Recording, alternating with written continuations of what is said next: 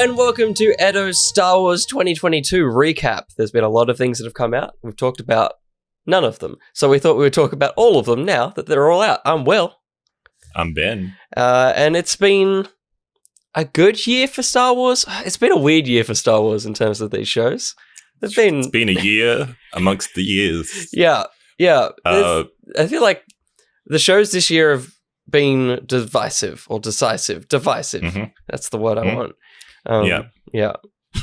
Divisive even between the two of us, which is kind of why we decided to do this, because I think if we hadn't had differing opinions, we might have not bothered. Yeah. But there's some interesting thoughts from both of us. I think definitely some might say a return to form for Star Wars, but maybe not in the way you hoped, Will. Yeah, maybe not. Maybe not. Yeah. I guess we should start with the show that kind of is such an odd beast still, even after all the other shows have come out, the Book of Boba Fett, which spilled into this year. It started in... It was mostly this year. It was it was 24th of December last year. Yeah, right? It counts as a 2022 show. Yeah.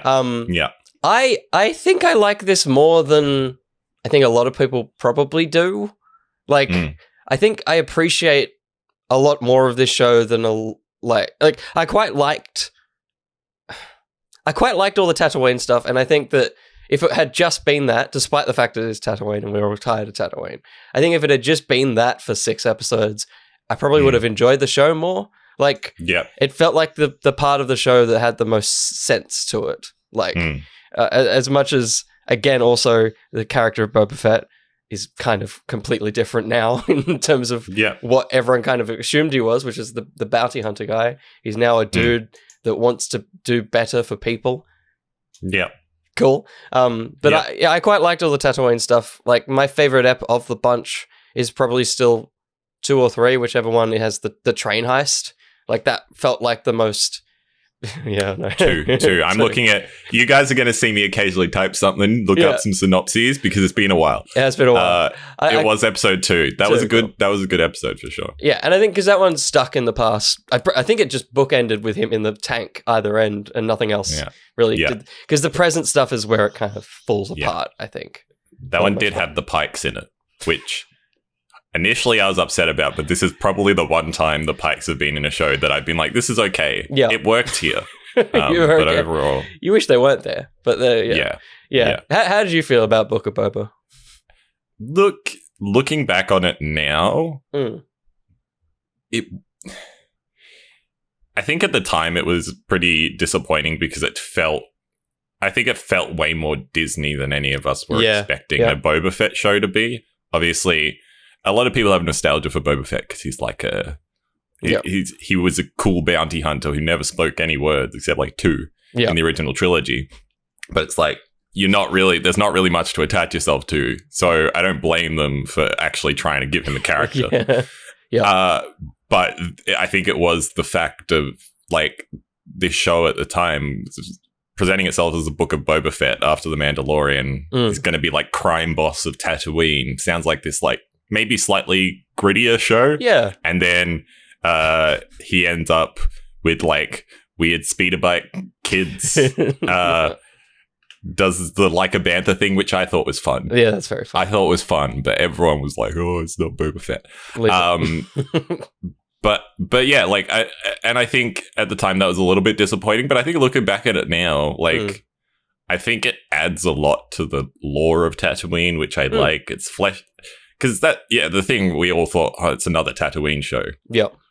When we kind of heard about it at first. But, like, it does genuinely do the best job of fleshing out what Tatooine is beyond Mos Eisley. Totally. Of any show. I think I understand where everything is now. I think as a kid, I was always like, where is Mos Eisley? Where's Mos Espa? They're the same thing, but now I can visualize the city, which is quite cool. And I thought, like, all the bits where they did actually go into, like, again, I'm a bit of a nerd. I like the politics. The bits where they did go into the weird, like, various crime syndicates of the area and, like, negotiating between them was interesting. Yep. There was just... I looking back on it, I feel like there was just a lot of in-between scenes that just felt like filler or, like, very, like, pulpy. Totally. Again, I'm going to use this a lot. Disney Star Wars scenes, which are not always bad, but in this show definitely felt a little bit out of place. Yeah, totally. what else felt out of place in this show was the Mandalorian episodes. Yeah. Which were fantastic episodes of The Mandalorian. Yeah. But, like, why? They shouldn't be here. They shouldn't be here. No, do you want to speak to them a bit? Yeah, because it sucks for the show as well, because I think by that point we're all kind of in that mindset of like, what is this? Where are we going? Yep. And then you have what are like probably the best episodes of The Mandalorian. Like, they're so good. Like the introduction to Mando at the start in the bar, in the butcher shop, and like that whole sequence. It's like he's on that weird Halo ring, and it's fucking sick. Yeah, it's like these are better visuals than we've had, like in terms of cool sci-fi concepts that Mando hasn't really touched. And even when he gets to Tatooine, it's great. And yeah, it is so sad because, well, I love one of the two episodes. I think the first Mando episode is really good. Yeah. The second one is where it's like that actually is a painful kind of thing that happens there. Like the whole Luke Skywalker thing. I hate it. I hate that is the wrap on that story. Like the fact that we have that beautiful ending in season 2, and then it's just like, in an episode in that show, we'll finish that up. So it's a classic thing that people said at the time of like, this is not going to make no sense to people who didn't watch this show, which is fair enough. Yes. When The Mandalorian season 3 comes out, someone being like, so this is continuing from season 2. Yeah. And then they're like, why is the kid here? It's so baffling. Like, I don't, like, I get it because like by the end of Boba Fett, it does feel like a piece of the Mandoverse, like when it pulls in Cobb Vanth and stuff like that, and it ties off the Fennec Shan stories, and like it is season 2.5, but they definitely sold it as the Book of Boba Fett. So those two episodes coming out of nowhere, whilst a delight at the time, is definitely going to play havoc, like you say, when the next season of Mando drops in March. Yeah. It's going to, like, I'm glad I watched it. I'm glad I forced my parents to watch it because I was like, they love Mando. And I'm like, if you want to enjoy Mando, you're going to have to sit through this. I'm sorry. Yeah. And I think if something as simple as subtitling the show, calling it like The Mandalorian, The Book of Boba Fett, and I know that's a mouthful, but at least that means when someone goes to Disney Plus, they're like, oh, this is part of The Mandalorian. Totally. I should watch this now. Yeah. Right? Like, because realistically, people's attachment to Star Wars now is they see the Mandalorian and are like, I need to watch that. Yeah. Oh, they should have called it The Book of Boba Fett featuring Grogu. Like, just like something. Yeah. Yeah. Yeah, totally. To bring him around. Because, I mean, talking about that, I think I like what they did with the Grogu and Luke thing, and I think that like is good. Like, it is totally the story that season 2 set up. It is just so sad that it's gone already. Like, I would have loved to have seen that episode at the back half of season 3 or something. And that's where that kind of ties up. But I don't know. Yeah. I still wish they'd cast someone, but I think I'm coming around slowly on at least Luke being this gummy boy. I mean, I'd love a voice actor. I think if anything, if they're going to go the route of these deepfake boys, I just need real voices.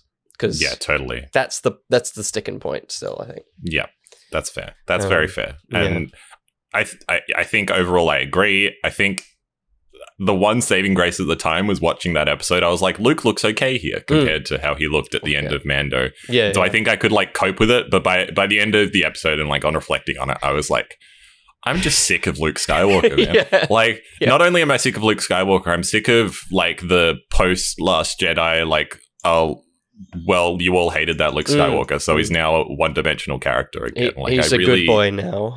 yeah. Like, I really dislike it, and like, in a way, I'm kind of glad that story's done. Yeah. For the Mando, but I mean, at the same time, but I do want to talk about some of the expanded universe, extended characters in this, because this is maybe some of the highlights of the shows. We had Black Chrysanthemum from the Star Wars comics coming in from the like War of the Bounty Hunters comics, or like a bunch of other ones. He was in the first like 10 issues when Marvel first started Star Wars again. But he was definitely heavily in the Bounty Hunter stuff. Yeah, cool to see another Wookiee. He's definitely a Wookiee. I mean, I feel like they did a decent job of characterizing. He was mean separately. Like, he felt mean, which is cool. Yeah. So that was pretty cool to see. I didn't even have any attachment to the character, but like, I got enough from him that I was like, this is a cool character. Totally. We get the two Hutt twins. I can't remember their names, but it was cool to see them pop up as well because obviously they have a big role in Tatooine. We had another Rancor. Little baby. Yep. We have Bib Fortuna. Yep. Did we have Bib Fortuna? I feel like we have Bib Fortuna show up in a flashback. Yeah, he was in. Yeah, he was in the previously on The Mandalorian. Yeah, that's right. And we have the Armorer comes back, obviously. Yep. We have another Vizsla that Din Djarin has to fight, which is like cool Mandalorian lore, but very brief. And again, probably should have been in the show The Mandalorian. Our friend Pelimotto comes back. Fine, I'm so on board with her finally. I think this. I'm fine. That first episode, the horrible episode anyway of Mando, but I'm all on board with Pelimotto. But they brought her back for sure, and I think again that episode fantastic, and the end of that episode where he flies the starship. He does a test flight at the end of that episode. Is just fantastic. Like that flight gives you chills. It's just the most Star Wars flight. I think I want to go watch this episode after this. Totally. It's a little Star Wars short film. It's so good. Yeah. And then Cobb Vanth returns, and I think dies. He gets shot. He gets shot by old mate, who I'm sure you're about to name check as well. Yeah. But then he's in a back to tank at the end. Oh, that's right. That's right. We love it. We love a back to tank in this show. Yeah. Ahsoka, which was cool to see. Again, it's cool to see Ahsoka more. I wish she hadn't been such a It was kind of weird where she was in this show, with Luke, given what the character is. Yeah. I remember watching it with Josh, and because we were already all kind of caught up in the Luke stuff, and then there's a shot of Mando asleep, and it just pans up, and she's standing there, and I was just like, "What? Yeah." What the fuck? Why are you here? Yeah. Weird. And then, of course, the best one of them, Cad Bane, shows up. Yeah. This is so fucking cool. This was not a good episode, but this is so freaking cool. Yeah. The problem with him is that he's not in all of it. If he was in episode 1 onwards, it totally would be great. But it's such a fucking Clone Wars deep dive. Who apart from the people that have watched the animated show got anything out of him? I think they nailed what the character, very good portrayal of the character. Totally. Looked a bit weird at first, but again, that's this whole thing we're getting with this transition to live action that not everything is incredibly narrow. There's no but look good, menacing. Really, the disappointment to me is that he supposedly dies here. In a very disappointing way. Yeah. And given how badass he is in Clone Wars, the way he dies here. I mean, I guess he's old at this point. But and it's also a death that it wouldn't be earned if he comes back from it as well. It's not like he had a cool, crazy, villain death. It's like, oh no, that's a death. He should die now. But I think I like the confrontation. I think the funniest thing about the confrontation between him and Boba is that it's based on the deleted scene from Clone Wars that isn't canon yet. It hasn't been put into anything. So it's even deeper than just a character from the animated show. It requires you to have seen something that doesn't exist. Yeah. Star Wars, man.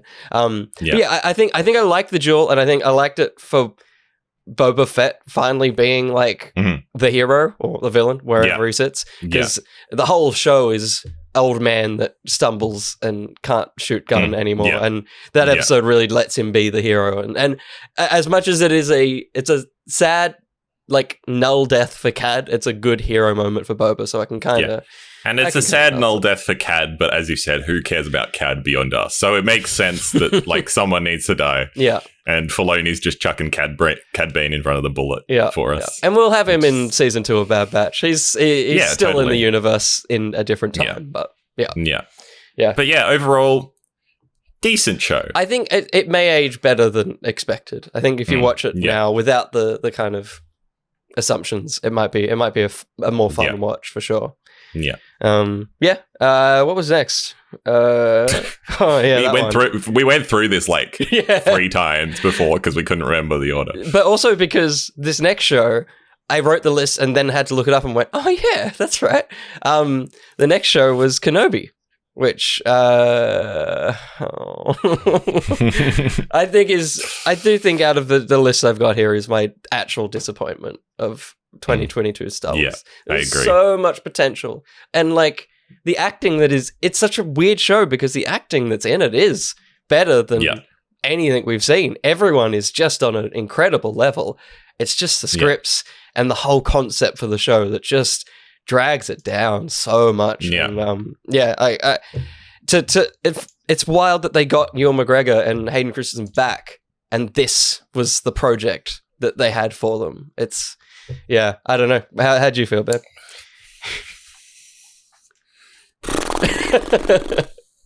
Yeah, it's rough. Yeah. It's rough. I really didn't like it. I think it was a slog to get through, and that's like a shame to say for a show about Obi-Wan and Leia and like Darth Vader. But like, I don't.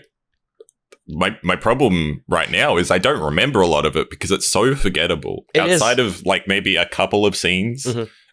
It is disappointingly forgettable. Yep. Like as you said, bringing back Ewan McGregor and then getting him to do this is weird. Yeah. And bring back Hayden Christensen and getting him to do like 3 scenes maybe. Yeah. Like a lot of the Darth Vader scenes in this are like they've done the technology AI James Earl Jones thing again. Totally. Yeah. And it's like, what's the point?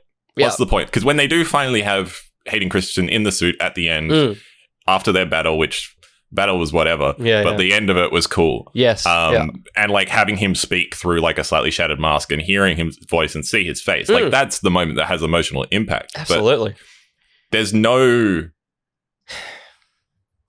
no indication that that's the same character throughout the rest of the show, I think. And like that's part of the problem with bridging the original trilogy and Darth Vader in that and the prequel trilogy and Hayden Christensen's performance in that is they're 2 very different characters. So what they're trying to do here is make that make sense. Yep. And they somehow just don't. No, it'll never work. It'll never make sense. But and I think that like, you know, because we get the flashback with the 2 of them dueling and it's such a silly duel. Like it's wonderful. Like it is a lovely little It's very prequel. Like but it is so just like it's the peak Dave Filoni thing of just totally. Why is this here? Like, I know you're having fun. I know this is something you've wanted, and I know that Filoni wasn't. It was Deborah Chow that took lead on this show. Also, just on her Filoni direction, oversees it all now. Yeah, so, him and Favreau always have their fingers in the pies. But I think more sequences of that. Like, I would have been fine if this show was. I know it sounds weird because it's terrible. It would have been fine if the show was more structured like Arrow or like The Flash, where like the CW shows, where it's like there's a central concept. Boba Fett, perhaps. Or Boba Fett. They did it. Like there's a central concept and we just come back to moments in Obi-Wan's life where it kind of... And because then you have those... And I think the one... Like as silly as that prequel fight is, the one good thing that does is that moment where Vader is contemplating on the deck and it goes from young Anakin to that, and it's like there is actually a moment of connection between the characters there. So I think if they had done that more often in the show, it would have been good. Even if they were just standing in the volume and just talking, that's fine. It just we needed those kind of moments to kind of build the show, because otherwise it's just chasing Leia across planets. Like to her credit, I will say Leia, the actress who plays young Leia, does a very good job. That's Carrie Fisher. I liked her performance. And I think I like her transition throughout this show, giving a bit more context to that character and what she becomes. I think that works. But this wasn't a Leia show. No. So it kind of like saying that is the strength of it is a little bit disappointing. Again, I'm happy we got it, but I just think that like for a show that's so focused on Obi-Wan, it just doesn't feel like we're getting Obi-Wan. Like, I think maybe the first episode does great. The best job. First episode feels structurally sound. Like, I remember watching it, and it very similar to the first Mando in Boba Fett episode. It feels like a short film. Like, it really does feel like there's enough beats in that to have been it. Like, if they had Star Wars special presentations, apart from Leia getting kidnapped, that could have been a 50-minute episode that just exists. But yeah, totally. But like, other than that, there's not really a lot to say. Like, they've got, like, the Inquisitors are boring. Yep. I think Reva as a character is a letdown. I think she starts really strong, and again, the actress was getting a lot of hate, but did a really good job at the start, in my opinion. Yes. But then just the resolution for that character was nuts, man. Horrible. Made no sense. From memory, she chases Leia into the desert, continues to do that, and then just brings her back. Yeah. That was all that happens, and then Kenobi's like, see, you're actually good. Now, yeah, she's angry at Darth Vader. Yep. But then she's helping Darth Vader. But, like, it's not in a way that's like, oh, you're a cool double agent. It's like, no. You're, like, committing war crimes. to get revenge against the person you're committing war crimes for. Yes. Like, that's not... You're not a good person. That's not how that works. Yeah. And it's, again, it's just... I feel like the writing overall really lets down this show because the cast was very strong. Totally. Like, a very strong cast. But it just was pretty disappointing. The other thing I'll say on top of that is this was where I feel like we really noticed the weakness of the volume. I mean, this is around the time started noticing the weakness of the volume because we got this and Thor: Love and Thunder pretty soon after each other, and they are probably two of the worst uses of that technology so far. And we'll talk about it later, but Andor obviously doesn't use that, and I think it's much to its strength. Totally. I hope going forward there's much more of a decision of when is best to use it and with what properties is best to use it. Well, the exciting thing is I think Acolyte is following Andor's path of on location and sets, which is exciting. Yeah. Again, it's a very COVID thing that like it kind of had to happen for a while. But yeah, I don't know. Yeah. I still think it's cool technology, and I still think we should use it, just maybe a bit more sparingly. It's situational as well, yeah. The one scene that comes back to, for me in this one, is when Vader's chasing Obi-Wan around the little, like, digging site. Yep. And he just goes in a circle, but like a small circle. Yeah. He doesn't move very far at all. That whole sequence is nuts. There's so many breaking of the Kenobi leaves frame and then enters it the same side, so it literally does look like he goes behind a mountain and then just comes back out. It's nuts, man. Yeah, it feels cheap. It's such a weird series. It feels so cheap. Totally. I think the standout moment, if there was one in this show, apart from the performances, is that one moment with Kenobi, and he sees the Tem clone, like one of the old clones that is retired. On the street. Totally. And like that was one of those things that these shows do so often, where I'm like, oh my god, this is going to be great. Like if they've thought of this show must be, and then it just never really hits that level of deep thought again. But that was a really nice moment, and you know, I don't think we'll see Tamara Morrison as a clone anytime soon, so I think that was a nice bit of bridging as well. Totally. Then we just got there's two things before we get to the big boy. The first one I'll quickly touch on, which is Lego Star Wars Summer Vacation, which is the third Lego Star Wars holiday special that they've done, and it's really nice. What were the other two again? They did the Christmas holiday special with Rey going through time. I think that's the one I've seen. Yeah, cool. Yeah, that's the one I've seen. Then the next year they did a Halloween one with Poe, which was a bunch of spooky Star Wars stories. And then this one is, and they're all the sequel era gang. This one's the sequel era gang go on the Star Cruiser from Batuu. So they have a holiday on that, and it's and you know, I genuinely love these things. Like the Poe one's so because it doesn't really do much with furthering the characters, but the holiday special is so much fun. Like we've said, it's the Rise of Skywalker. Yeah, totally. If it was good.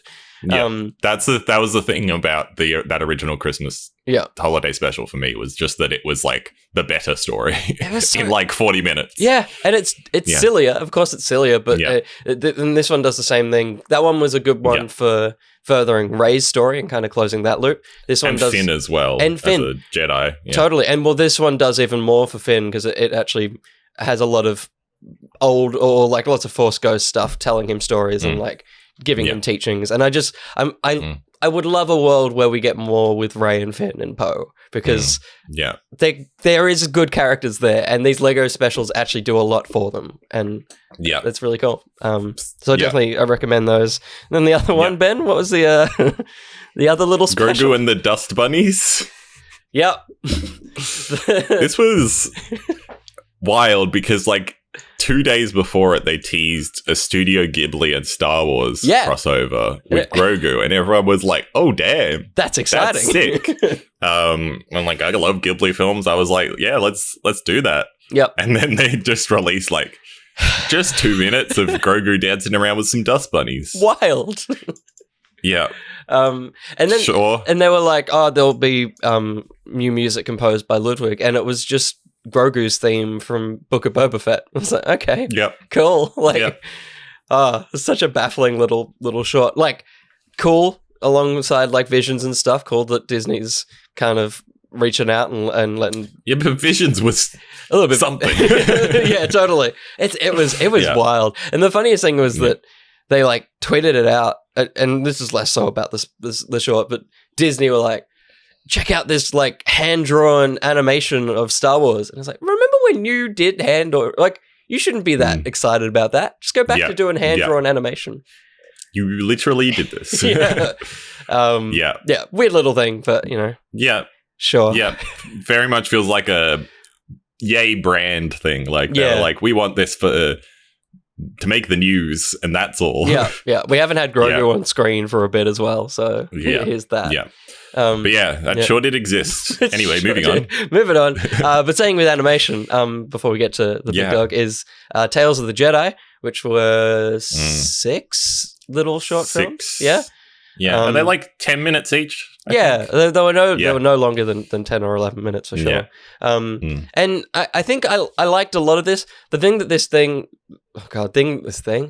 things that this series did to me was make me scared for the Ahsoka show, because I think as much as I love Ahsoka, I think I'm almost at my, like, Ahsoka's my favorite character in Star Wars. I think I'm almost at my Ahsoka threshold. Like, the episodes in this aren't great anyway, but they're also there's, I don't know, man. There's something about seeing Ahsoka in Clone Wars animation that I was kind of like, okay, all right. I don't know if I need any more of you, dear. But the other half was amazing. Like, the Count Dooku stuff, I think, really is what makes this little package shine.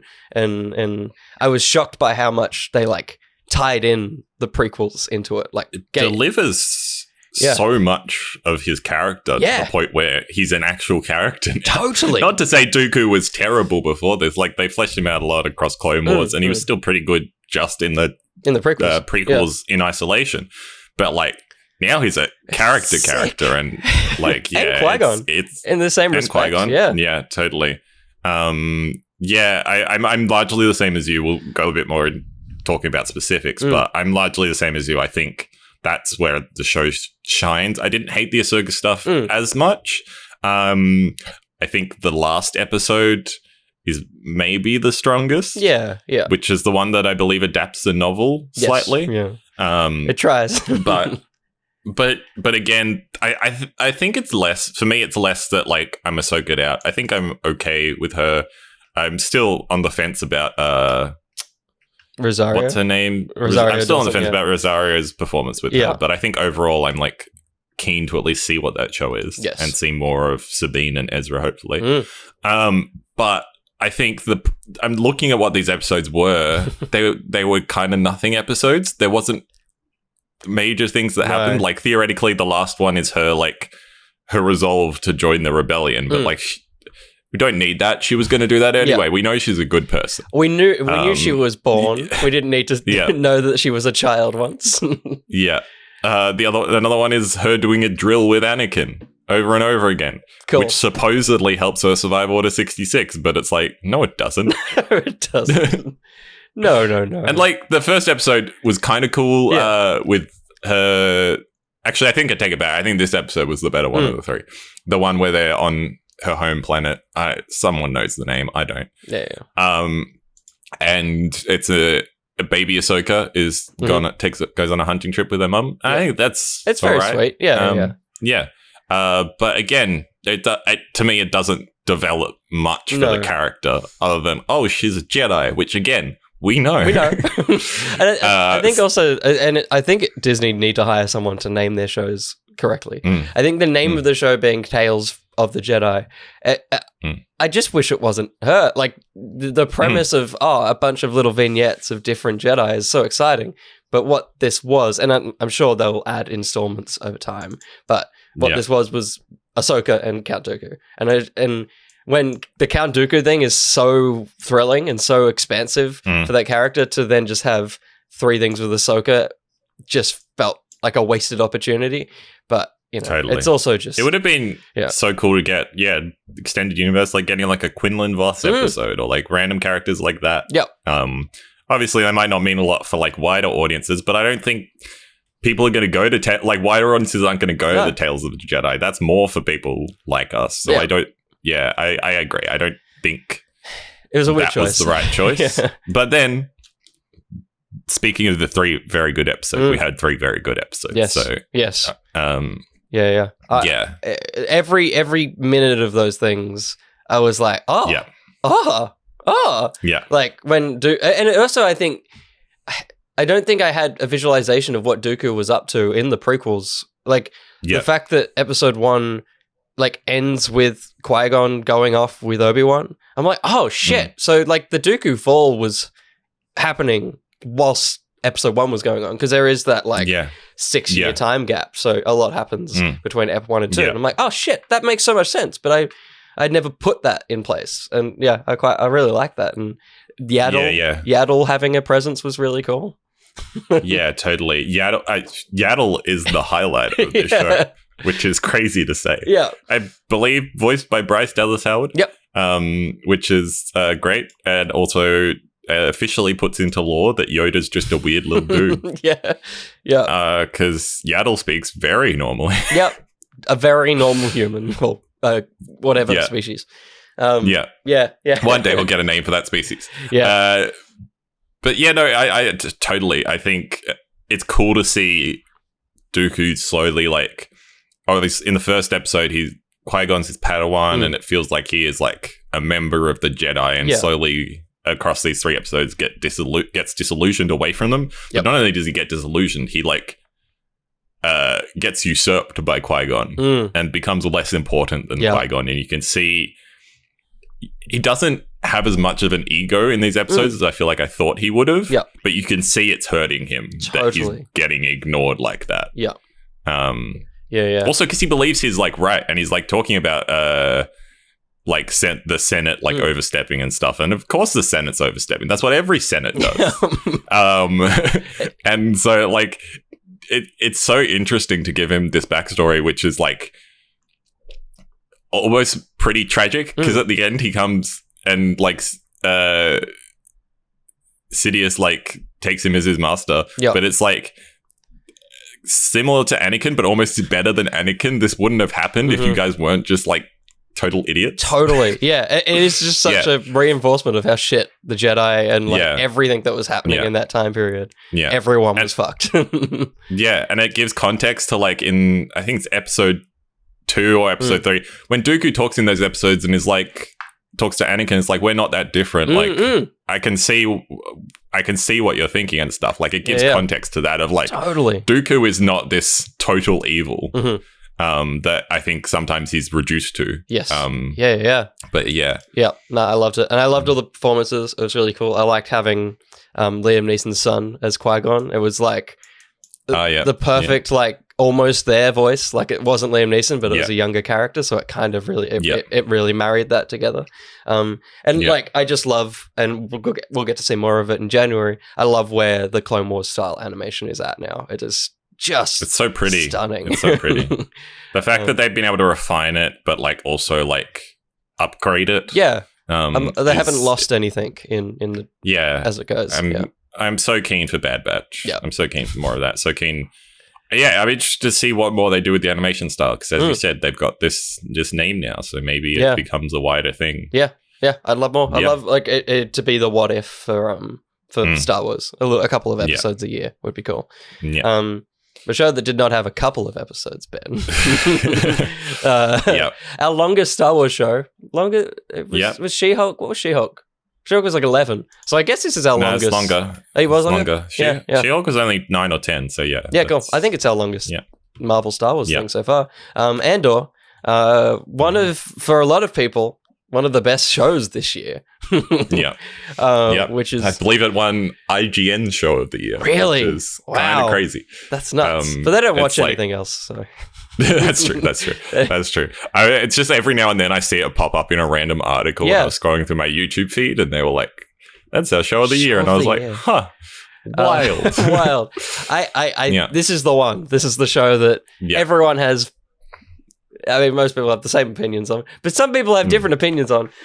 I think, Ben, you should start so that we start in a different place than where I would go.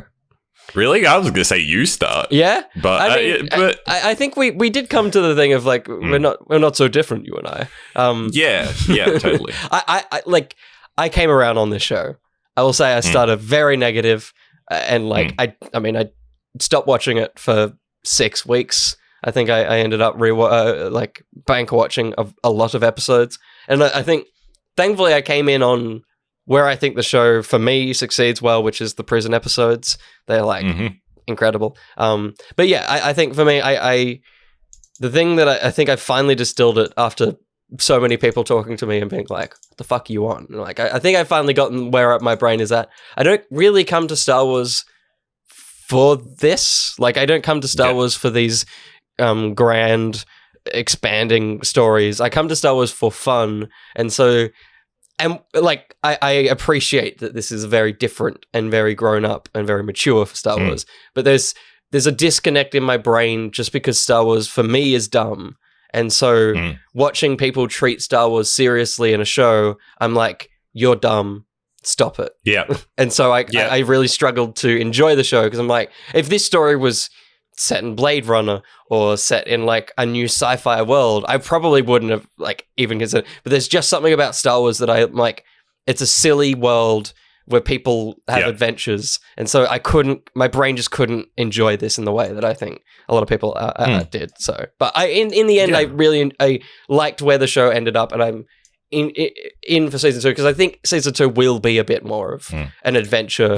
Totally. And I think also what you said to me, correct me if I'm wrong, but what you said to me is that you like what this show is doing for Star Wars wide, and what this show, how this show progresses, what Star Wars can be, even if it's not necessarily for you. It's it's very much getting out of that mold of again the very Disney style Star Wars and actually presenting something different, which I think it's totally reasonable for you to be like, it's not for me, it's not for everyone. Because that's things. That's things. I think we also talked at various points during this show, and I was on board. I was really quite low on the first few episodes of this show. It was very dull, very boring. And again, I think there's probably a little bit of you in me where I was like, this is not fun. And I need some of the fun, which is fun. It's interesting because we talked about Obi-Wan Kenobi and Book of Boba Fett and how there was the fun. But it's about there's definitely a balance to be struck there. But I think the thing for me with Star Wars, the thing that's always been fascinating for me with Star Wars is the political side of things. And this is where we diverge because you've said on many occasions, politics isn't your jam. But for me, the most interesting parts of Star Wars are always how the Empire came to be, how it came to have such an insane grasp over such a widespread area. And I think actually genuinely how that affected the people. And I think this is, I'm going to say a lot of buzzwords here, everyone. This is the most grounded take of Star Wars. It's the most realistic take of Star Wars. Many people have said, and I agree, people just die, and that's a good thing. People just fall on the ground from a shot, which Star Wars is historically very bad at doing. I think I was watching a video earlier today, which I didn't finish, but it's the words banal evil. Ooh. It's very like it's not the evil of the show is not interesting. The evil of the evil of the show is not like spectacular. It's not bombastic. Yes. It's very like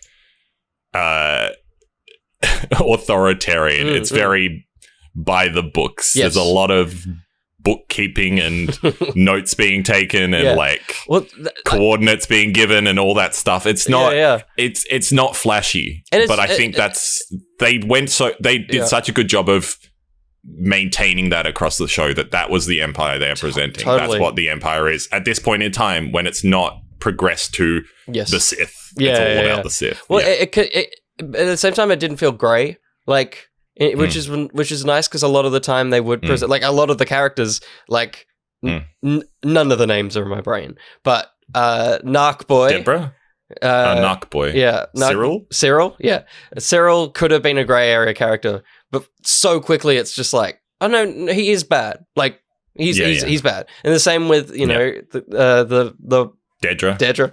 It's the same thing. It was like at the start, you're kind of like, oh, okay, they might be playing a nice little like she's doing something for the Empire, and then just straight away it's like, no, she's evil. Like she's bad. Don't root for those guys. But still maintain what a lot of shows do with the gray area of being like you're still invested in the story. Sometimes when you know they're the villain, you're tapped out. But they really do strike a nice balance of like I'm still engaged with where they're headed. And like totally. I don't necessarily want them to fail because I'm intrigued by their story, which is cool, which is a really cool thing. Yeah, totally.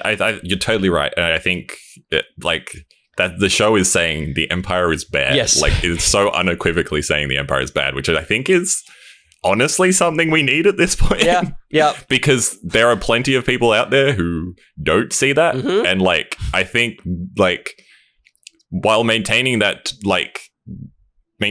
tone while still managing to like unequivocally say like, no, this thing is bad. Even though we're presenting the rebels as having to do difficult things, we're showing like this is what it requires. Totally. This is the level to which you have to go when something is so widespread and so just insane as what the Empire is doing to the entire galaxy. And I think that's on a macro scale, it's just like for me it's the Star Wars show. I think now I've had some time to sit with it because I was not as high on it as I think I am now, and now that I've had time to sit with it, I think it is the Star Wars show I've wanted. Of like how was the Empire at the stage it was by the time we get to Episode 4 and that point, like because it has to get from the Republic to this point. Totally. And like they don't have total control over everyone during Episode 3 and during Clone Wars. At that point, the Separatists exist. There's literally two separate like things, and so I think showing that slow progression, because it's a slow progression. The show is it is one thing. It's slow. I think I'm very happy they've done it again. But I totally understand some people come to Star Wars for just a bit of what fun. You come to it for, and that's totally reasonable. But it also not only does it complement Rogue One, which it's a prequel to, but it's way better than Rogue One. And Rogue One is probably my favorite Star Wars film. Yeah, but this is like miles better than it. It makes Andor a character. It's crazy to me. The best Star Wars show we got of the year is about Cassian Andor. Although, and I think that's where my naming thing comes in, because the show unfortunately hasn't had many eyes on it. They've ended up broadcasting episodes on American pay TV basically to get people to watch it. And I think as much as it's cool that Cassian being this kind of very B tier character, him being the label on it, I think, if it had been called The Rise of the Republic, Rise of the Rebellion or something like something more Star Warsy, and I think that would help it. It's the same with like, I hate the name Kenobi it's called fucking Obi-Wan Kenobi. Like there's so many things. I hate that all we have are the names of characters for the shows. And I think that, Book of Boba Fett gets close to having an interesting thing. But I think if this show had been called Star Wars The Something, people would look at it more, because Andor as a character that's not your hook. Like even within the show, very quickly he isn't the hook of the show. It is more of the setup, and Mon Mothma is almost the character you come to. Mon Mothma and Luthen. Yeah. They're far more exciting to see on screen, and like that, that's not performance level. Diego Luna is doing a lot, but it's just not. It's not a character you can bring much to. It's the classic formula of you need the blank slate to absorb all the things, and he is the blank slate. He's and a like good blank to his slate, credit, he gets better across it, and as he absorbs all the things, he like starts to deliver on those performances, and really like. But at the start of the show, he is nothing. He is so nothing. But the performance, Mon Mothma is amazing. Like, it's still such an incredible story of being deleted from the prequels and then having a cameo, and now being one of the most beloved characters in one of the most beloved Star Wars shows. Like, that is sick. What a wild journey that she went on. Totally. Yeah. What did you think of like the 3 episode story arc kind of style? Do you think it worked? I think it worked for most of them. I think that the first one worked as a pilot to get you in. Yeah. I don't think it worked for the heist. The heist, I think, is the slump of the series. Like the third part of that is very good, but the other two just is walking around in a forest. Like, it is so. Yeah. They're good for setting up the Mon Mothma thing, but in terms of that 3 arc thing for Cassian, I think it kind of fell there. But I liked it because, She-Hulk is a TV show, but this does feel the most like a TV show, and I like that. I want these shows to feel less like a 6-hour movie and more like an episodic thing. And so I think it's a good so much of this show. I think it's a good push forward in terms of Disney Plus Star Wars. But totally. I think there's still some work to be done to kind of pull out a bit of the slump of the show. Yeah, totally. And I think it'll be interesting to see the next season. I believe is a lot more close together timeline wise. It's supposed to be, they're still doing 3 episode arcs, but it's like this was a year. Yeah. I believe per arc, whereas the others were are going to be like the 1 year leading up to Rogue One. Yeah. So it's I think it largely worked. I think I agree with you. The Aldhani arc was rough, but like again, this is what I agreed with you, especially at the start, because like I was really bored the first episode of Aldhani, maybe the second one. Like I actively remember having to rewind bits because I was like, this is going to be important and I've not paid attention and I'm playing Marvel Snap on my phone and I really need to like actually understand what's going on here. But like I think the way that resolves and like the scene of them actually going through the heist and stuff is very good. But doesn't feel like that feels like that could have been one episode. Totally. The one time it really shines is when you mentioned it as the best part of the show is when they go to the prison. That is a fantastic arc. It is.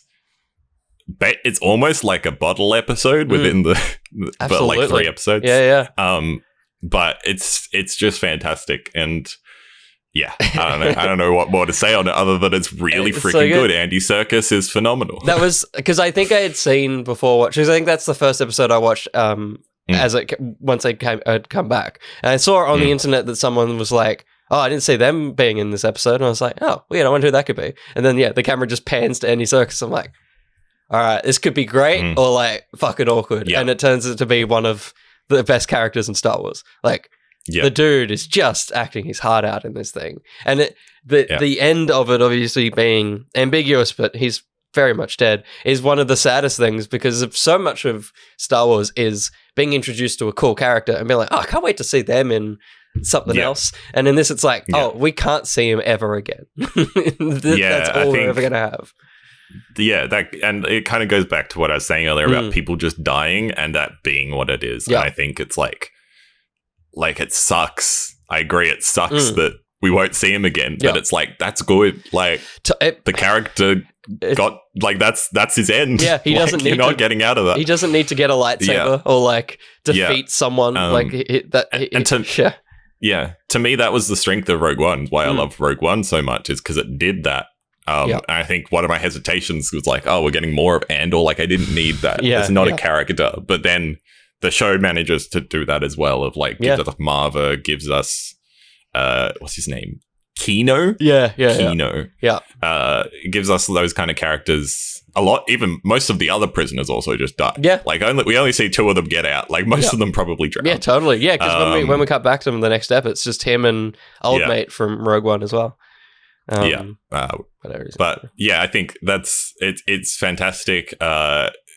Just some of the line delivery across all those scenes, like the facial expressions, the body language, when they're all just doing their jobs, and there's these little like facial expressions or ticks in their body language that are like actually telling the whole story. When what is happening on the screen is very normal, very nothing. Yeah, it's just it's very so good, man.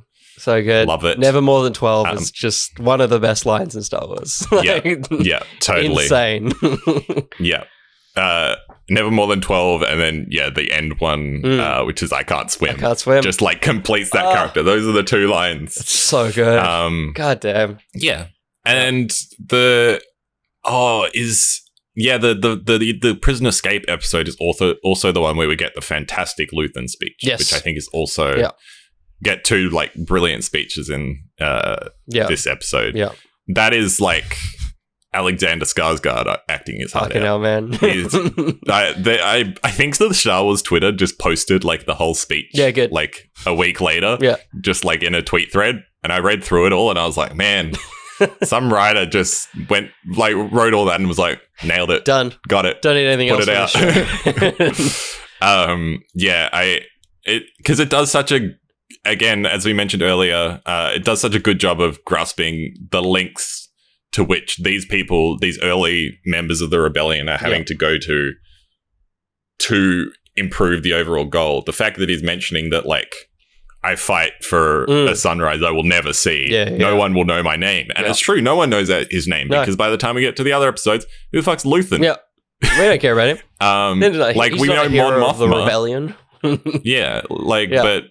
no one knows about him. But in this episode, he is literally running the rebellion. Yeah, he is the reason it started. Yeah, and like, it's crazy that they can bring that character in at this point, like new, and do such a good job within 12 episodes of being like, yes, he started the rebellion.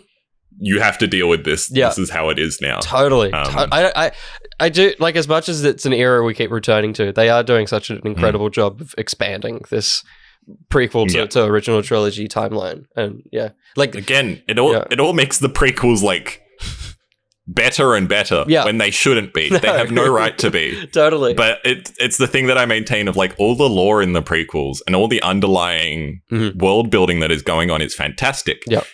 Just the actual writing of the characters and the movies is terrible. Yeah. But the foundation was laid there, and I think that's what we're seeing now, which is great. Yeah. And final 2 episodes as well. Fantastic. Yep.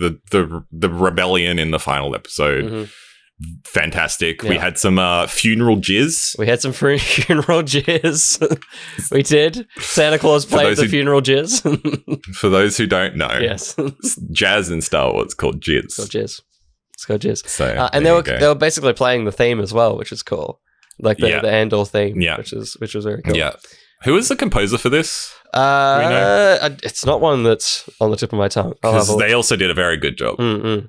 My Spotify's been telling me to listen to their music, so I should be able to get Love me a Ludwig. But Andor was by Nicholas Britell, who I think did like Chernobyl and stuff. So I think he's come across with the team. Yeah, cool. Cool. And he did Succession as well. So it's got some chops. He's got some highbrow stuff in there, and then some Star Wars. Yeah, no, that's cool. Yeah. That's cool. No, I think it did a good job. Maybe not as like the memorable things that we'll come back to, but like for what the show needed to be, it was very much it was a very good job. I know you didn't watch much of it, but I feel like it does what I think Sugun, who did the Doctor Who music for Jodie Whittaker's run, I think it's what he was hoping to do, and a lot of that stuff kind of came off as just noise, whereas this does a good balance of having some motifs in there, but still just really being there to fill scenes out a bit more than be overpowering, which is cool. Yeah, totally. Yeah. And yeah, B2 Emo and Marva also great. B2 Emo is going to be K2. Right? Yeah. Right? Yeah. It's gotta be, but then at this point with how the show wraps up, I'm also like, maybe not. Yeah. Like, we may never see him again. Yeah, we may never see him again. We may never see any of them again. I think we will. Yeah. But the ending of it is very like, when he talks to them and he's like, I'll be back for you, there's a little bit in his facial expression where you're like, you kind of know you probably won't. Yeah. Which and it is very tonal of the show as well. Like, as soon as someone's off screen, they may never be seen again. They don't also very cool in the earlier episode, the beach episode, which was whatever. Mm-hmm. The beach episode was whatever. Yeah. Like, but at the same time, had what's the enemy called? What's the trooper called? Can't remember the name of it. This is a milk, please. Yeah, shore trooper.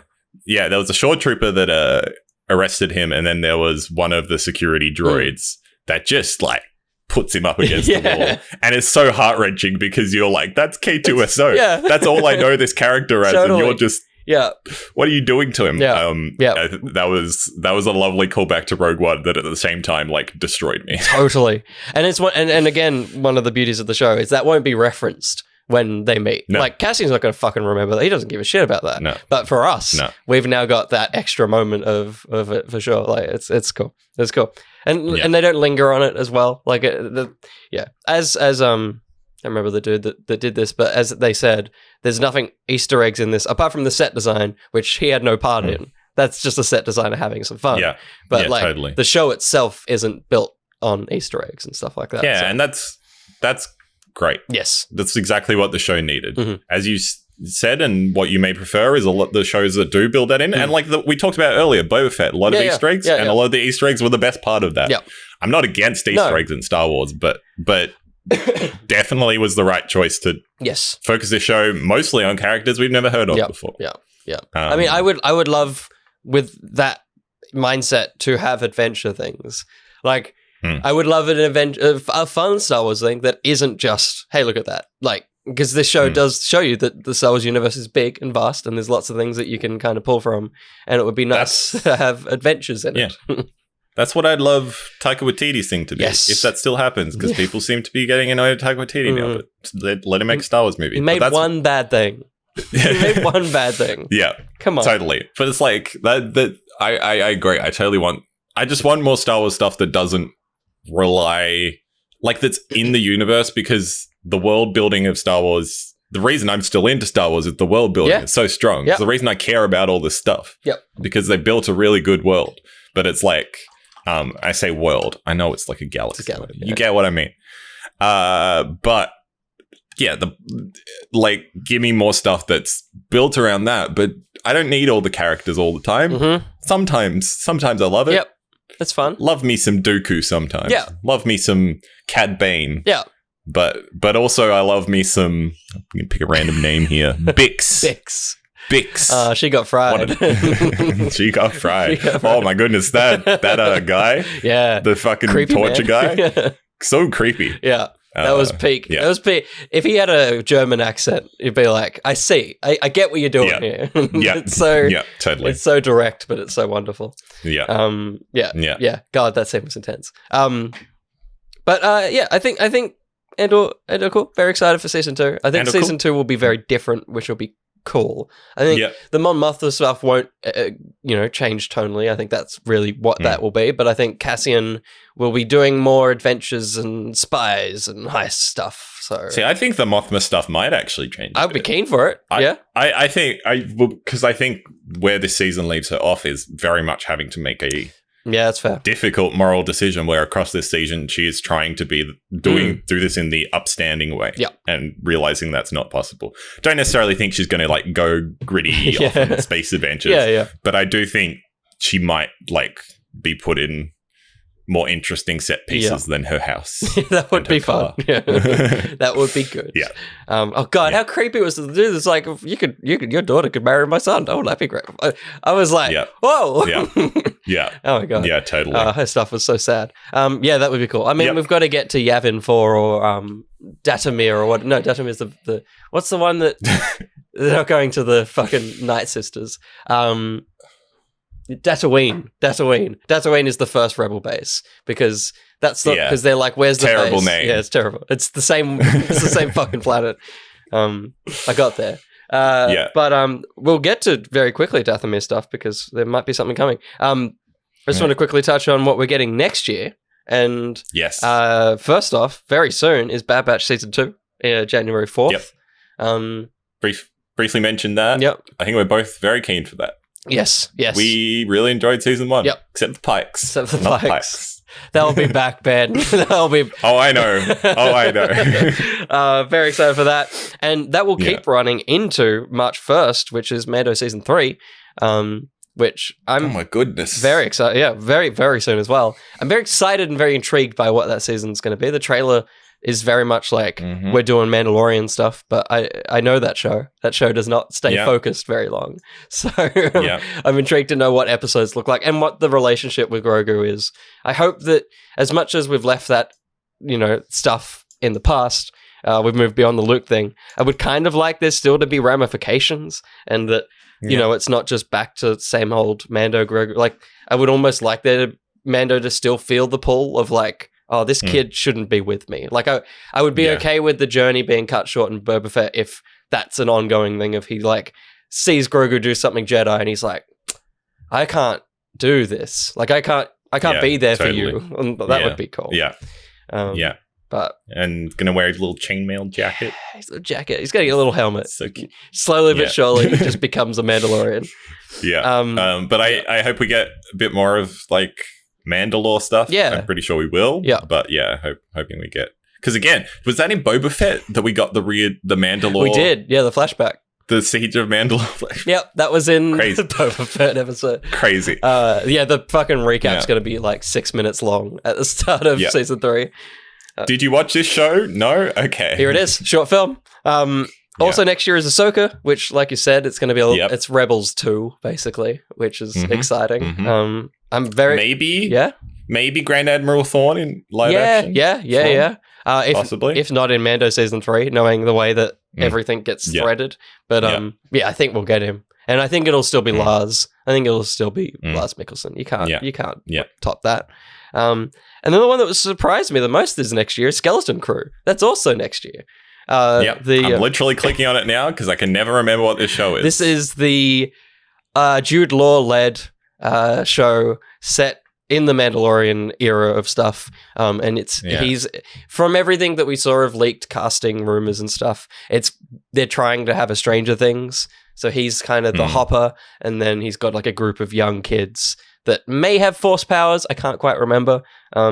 But the Dathomir related thing is apparently there might be a little bit of Night Sisters lore strung in there, which will be exciting.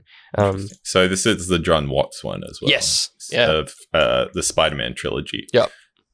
He's directing this. He's always the director that I'm like, whatever. Yeah. But then I look at the Spider-Man films, I'm like, I don't feel like I should be saying whatever. No, he made the best. They're so consistently great. He made 3 consistently great movies. So so that's cool. Yeah. There's a very good chance that again that ends up being the best one. Yeah. I feel like Ahsoka, I feel like could be hit or miss. Yeah. It really it depends how Book of Boba Fett it is. Yeah.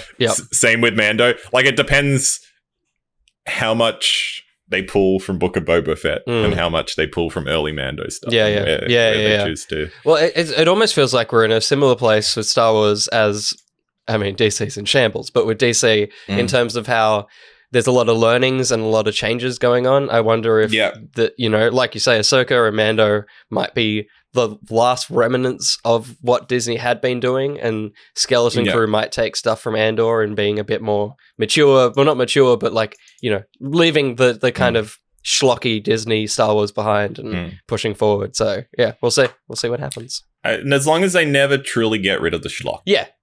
Well, I hope Mando can be our schlock. Mando is our popcorn show. I'm so okay with Mando just being that. Because we got a fourth season of that coming too. Yeah.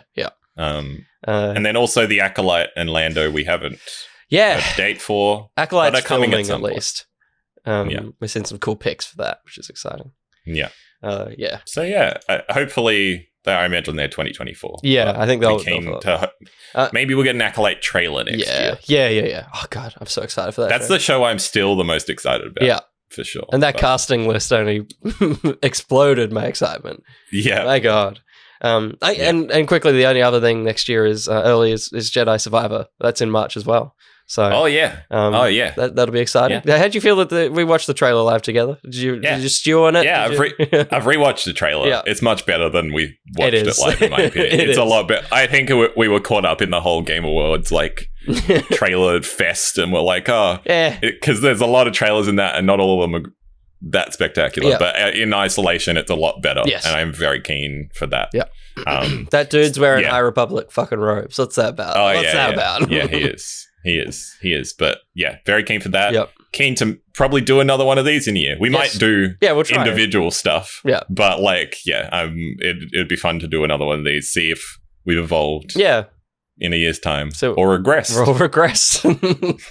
We've sold all of our Star Wars thing, your 3 action figures, my room, and we just don't like Star Wars anymore.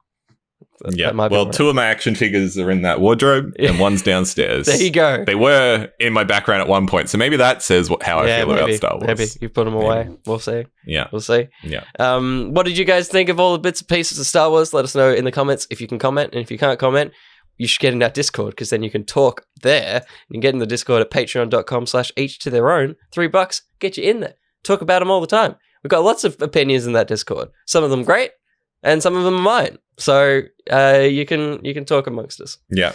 Where else can they go, Ben? Where else can they go? They can go to twitch.tv/ETT online. Been a bit quiet in recent months because we've all had a lot of things. But I suspect in the new year we'll pick back up again with plenty of streams. Absolutely. Plenty of figures chats, plenty of Josh and Ben streams. Yes. Because I know we have some games we want to play. Go chuck a follow over there. You can also head to Patreon. Wait, you said Patreon? I did Patreon. You might be watching this on youtube.com/each to their own. Yeah. And if you are, you can subscribe to us there and watch all our other videos. We'll have a bunch of videos and podcasts coming very soon. Yes. I believe 4 days time, we're doing a big old recording day, which we're very excited about. Yeah. There's going to be so many things. All of our end of the year thingies. Yep. It's so many things. This is technically the first of them. Yes. But the actual listy ones, they'll be there. Those are the lists. It's going to be fun. Yeah. Very exciting. It's going to be fun. I'm excited to do it. I feel like we had a good year for a lot of things. Good things to chat about. Yes. I feel like we've also not been able to do as many of the specific podcasts. So we'll just get to chat about a lot of stuff we really liked that we didn't have time to chat about previously. And it's all of us. So get excited for that. Lots of all the faces. Ben's going to be on a little screen, but I'm sorry, I can't be in Sydney. It's everyone, okay. But it'll be me, Will, Josh, Sam. Yeah, the full. You get some more interesting names in there. Yeah, we'll work it out. Yeah, we'll work it out. 2023. Someone just changed their name. Name changes are coming. Yeah, exciting. Good. Alrighty. Shall we end this?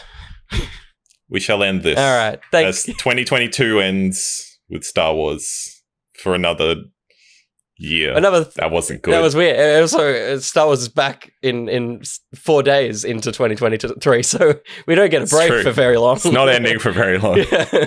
All right. Well, we'll talk about those things very soon. Until the next time, I've been Will. I've been Ben. Thank you, everybody.